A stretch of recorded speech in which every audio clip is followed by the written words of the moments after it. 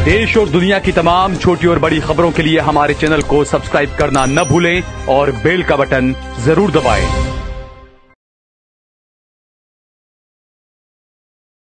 नमस्कार दोस्तों, स्वागत है आपका देश लाइव में और आपके साथ हमेशा की तरह मैं हूं आशिमा त्यागी। दोस्तों, आज बेहद महत्वपूर्ण मुद्दे पर हम बात करेंगे। ये सिर्फ एक ब्लास्ट की कहानी नहीं है, ये न्याय, राजनीति, जांच, नैरेटिव और सिस्टम की विफलता का 18 साल लंबा पोस्टमार्टम है। 11 अक्टूबर 2007 अजमेर शरीफ दरगाह, जहां हिंदू, मुस्लिम, सिख, ईसाई हर मजहब का इंसान चादर चढ़ाने आता है दोस्तों, अमन मांगने आता है। और उसी जगह शाम 6:15 पर एक जोरदार धमाका होता है। लंगर के पास रखा एक बैग जिसमें आईईडी बम था, सेकेंडों में मजार के उस आंगन को चीखों, खून और धुएं में तब्दील कर देता है। 3 लोग तड़प तड़प कर मर जाते हैं। 15 से ज्यादा जिंदगी भर के घाव लेकर बचते हैं। सैकड़ों में डर बैठ जाता है और पूरा देश सन्न रह जाता है। आज हम इसी पर चर्चा करेंगे। चर्चा में आगे बढ़े उससे पहले अपील, इंसाफ की आवाज को बुलंद करने के लिए और सच्ची पत्रकारिता के लिए हमारा सहयोग करें। साथ ही डिस्क्रिप्शन में दिए गए लिंक को ओपन कर ज्वाइन बटन दबाकर आप हमसे यानी देश लाइव से सीधा जुड़ सकते हैं।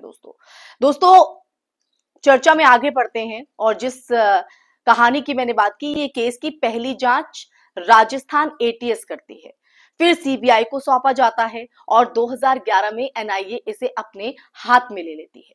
2017 में एनआईए की विशेष अदालत फैसला देती है। 3 नाम दोषी ठहराए जाते हैं, भावेश पटेल, देवेंद्र गुप्ता और पहले ही मारे जा चुके सुनील जोशी। लेकिन इसी फैसले में एक और बड़ा अध्याय जुड़ता है। स्वामी असीमानंद समेत 7 आरोपियों को सबूतों के अभाव में बरी कर दिया जाता है। फिर 2019 में राजस्थान हाईकोर्ट तीनों दोषियों को भी ये कहते हुए बरी कर देता है कि गवाह भरोसेमंद नहीं, सबूत परिस्थितिजन्य है, प्रत्यक्ष प्रमाण नहीं है और जांच में भारी विरोधाभास है। ये हाईकोर्ट की तरफ से तमाम दलील दे देते हुए बाकी जो आरोपी हैं उन्हें भी बरी कर दिया जाता है। अब 2025 में सुप्रीम कोर्ट उसी बरी किए जाने पर राजस्थान सरकार से जवाब मांगता है कि एनआईए कोर्ट के 2017 के फैसले के खिलाफ अपील क्यों नहीं की गई।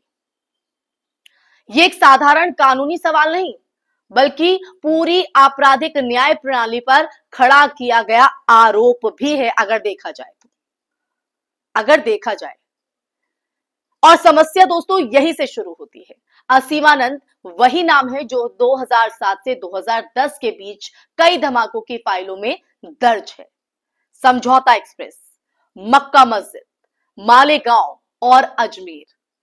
कुछ शुरुआती रिपोर्ट्स, जांच अधिकारियों के बयान और उन दिनों मीडिया की सुर्खियों में ये दावा करती रही, मीडिया की जो सुर्खियां वो ये दावा करती रही कि उन्होंने कथित तौर पर कबूलनामा दिया था।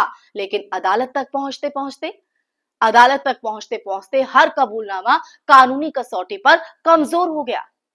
गवाह पलट गए, बयानों में विरोधाभास देखा गया, कुछ ने दबाव की बात कही, कुछ ने जांच में सवाल उठा दिए और अंत में कोर्ट ने वही कहा जो अक्सर कहती है, हम शक के आधार पर सजा नहीं दे सकते। कितना विरोधाभास है इसमें।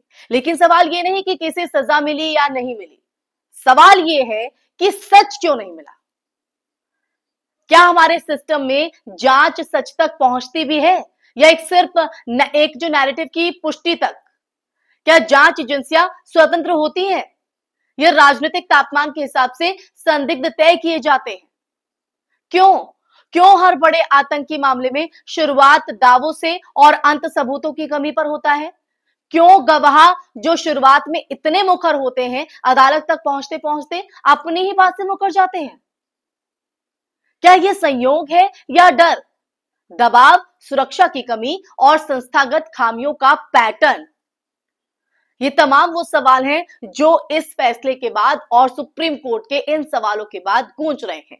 अजमेर ब्लास्ट सिर्फ एक केस फाइल नहीं, ये उस सिस्टम का आईना भी है दोस्तों, जिसमें घटना के बाद इंसाफ की चीख जितनी तेज होती है, फैसले तक पहुंचते पहुंचते उतनी ही खामोशी छा जाती है।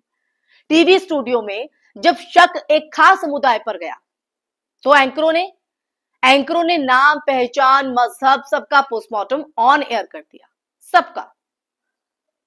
लेकिन जैसे ही जांच की दिशा बदली, बहसें बदल गई, नैरेटिव बदल गया और फिर एक दिन वही केस पुरानी बात बनकर फाइलों में दब गया। दोस्तों, न्याय का मतलब सिर्फ किसी को जेल भेज देना या किसी को बरी कर देना नहीं होता है।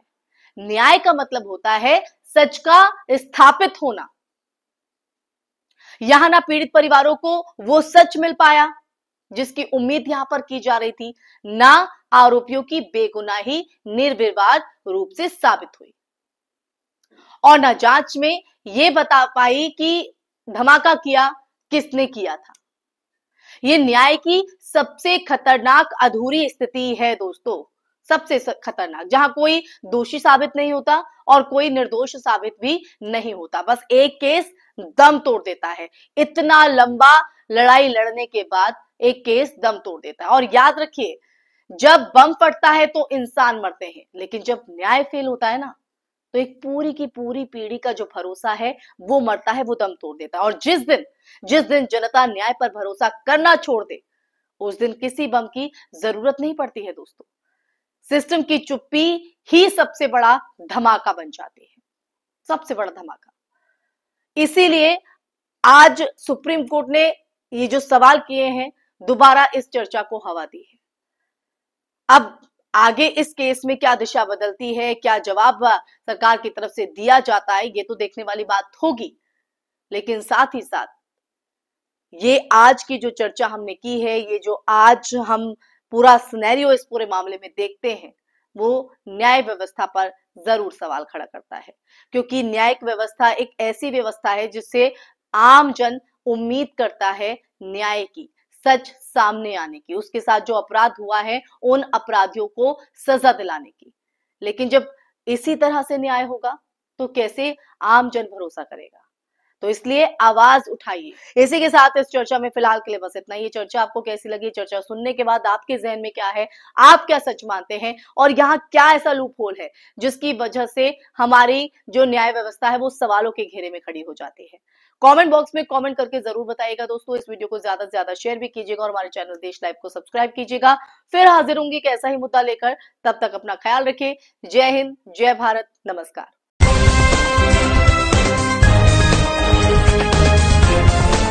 देश और दुनिया की तमाम छोटी और बड़ी खबरों के लिए हमारे चैनल को सब्सक्राइब करना न भूलें और बेल का बटन जरूर दबाएं।